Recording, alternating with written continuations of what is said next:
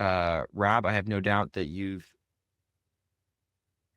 been up pretty late a lot, maybe is a way to say it, over the last several years. Clark, you've probably been doing that some amount in the last year since you've been there.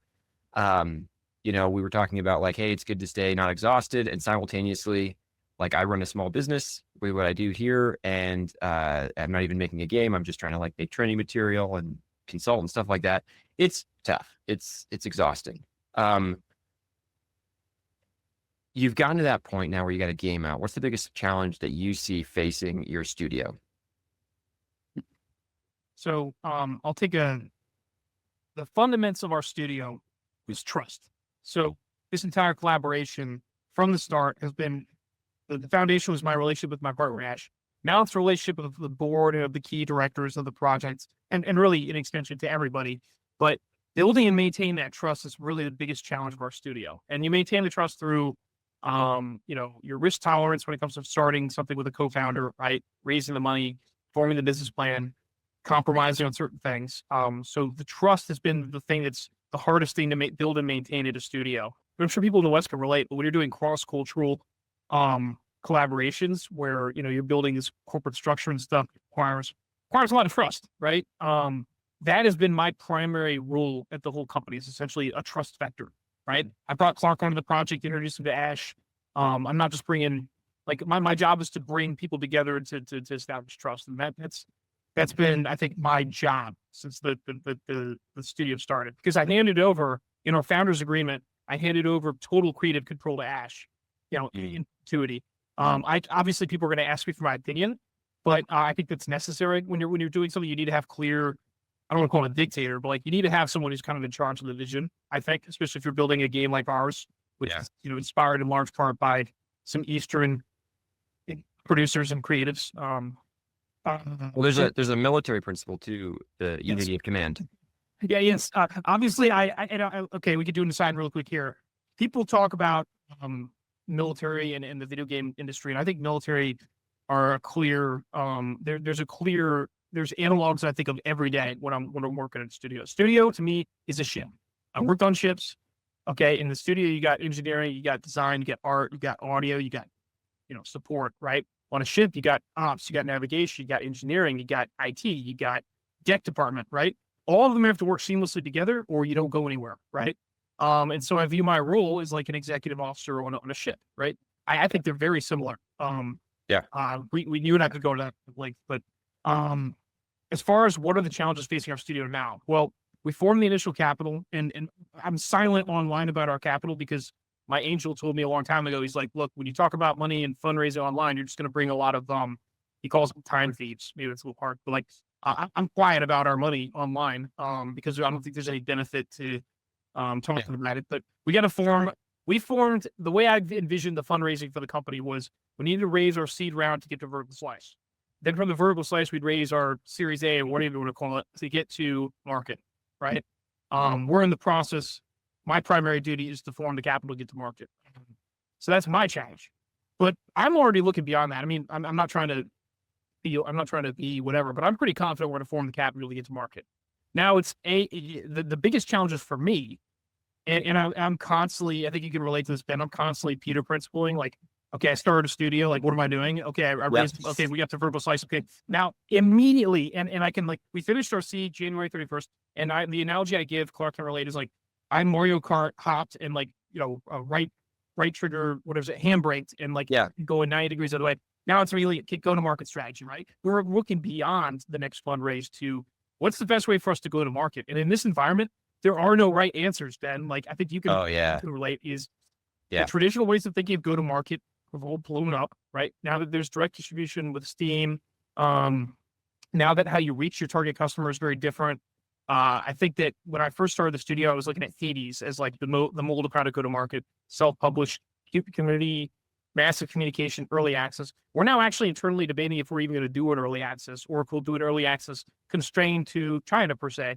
And then we do like a demo, and then like the go to market is what's going to keep me up at night now, because the thing about development. So I posited the company as like two steps that I had to prove to our investors. The first is, can you make the game? And Ben, I'm very grateful because you answered the first question. Yes, we can make the game. Now the question is, can we market the game? And the problem with marketing then is that there's like never enough. There's never a right answer. Everybody can always pick. The only way to prove you can go to market is if you've gone to market before. Is like, I'm a corpo that's been grafted into a studio. I worked at studios at Activision, but I'm a corpo, right? The people that I interact with and speak the language of are the people that are at DICE, right? I'm giving the 13 slider business pitch decks with you know, the graphs and the nice little bubbles. So my role at a studio is constantly changing. I mean, people ask me what I do all day, all the time. And so my job's changing. And so initially it was, okay, I got to get the money to get this thing off the ground, right? Now we're still on it. You always got to raise money until you get revenue. But now it's very much, okay, what's my old executive officer in the Navy was like, what's the alligator closest to the boat, right? And shoot that alligator, right? That's my job, is essentially to look for the alligators and shoot them. But man, I can't, the behemoth of going to market, and there's as many opinions as there are people on LinkedIn about how you go to market. Yeah. And they're very strong. That's the thing about the video game industry is everybody's got really strong opinions. And we can go into detail on this, but like, I don't look necessarily for strong opinions. I look for strong opinions that someone's actually bet on, that someone's actually gone in on. And then I follow that. So for example, I have great respect for Hooded Horse and what they've done. Yes. I still have yet to talk to Tim Bender. I'm trying, hey, Tim, let's get a call.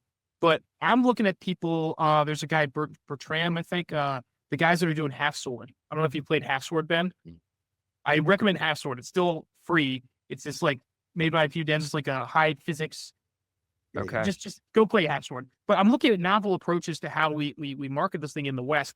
And the unfortunate thing is in China and Japan, East Asia, we're going to partner probably with, there's a way you go to market in China and Japan that I'm gratefully not needing to worry about.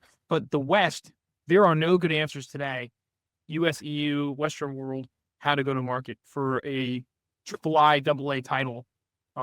So we've got to just basically do it on our own. We got to figure it out. Yeah.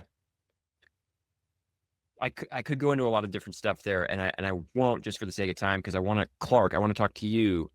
Where is your biggest challenge? Like, where as the person who's sort of in charge of that narrative direction, the guy brought in because he doesn't know China and is simultaneously writing a story in both, you know, for a Chinese and an English audience simultaneously, or a Western, I guess, audience simultaneously. Like, what's the challenge you see? Yeah, you've kind of set me up for like a 1,000-foot view answer, but I'm gonna answer much closer to the game. It's that dialogue crosstalk thing that I was explaining before. Mm-hmm. You were kind in saying that it didn't bother you in the demo, but in the demo it's really clunky, and that's fine. That's just like where we are in the stage of implementing it. But the demo is really clunky. It's AI voices. I don't think it like proved that it works. So for this vertical slice version, I would like it to prove that it works. So that is, and we've come up with a kind of hierarchy of types of comments and different lengths, and a system of how they'll integrate and who takes priority when and where, depending on what happens. But so, yeah, the next month or so, it is then, I'm sure it'll take longer than that, but whenever we're sprinting, it is figuring out how to make that really good, so that when you're playing it, it is a feature, and it's not something you're going into the settings and trying to figure out how to shut these guys up. Yeah. I really do think it's going to work. It's just in this process of like, okay, let's make it work. And then kind of just alluded to there, it is just from like a labor standpoint is going to take a lot of writing to have new versions for the 80th run, and making sure that it doesn't become super repetitive, because hey, that's our game, right? You have to do the same thing over and over and over again. So like, how do you make when you tens of hours or more? Yeah. First game to release an expansion pack that's nothing but new VO lines, and everybody's like, yeah.